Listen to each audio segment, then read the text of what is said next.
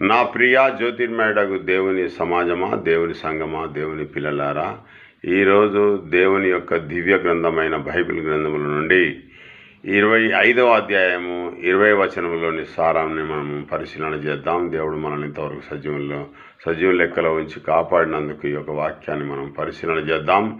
నేను నీ శరణు జొచ్చి ఉన్నాను, నన్ను సిగ్గుపడనీయకము, నా ప్రాణమును కాపాడము, నన్ను రక్షించుము అని దావీదు పలుకుతూ ఉన్నాడు.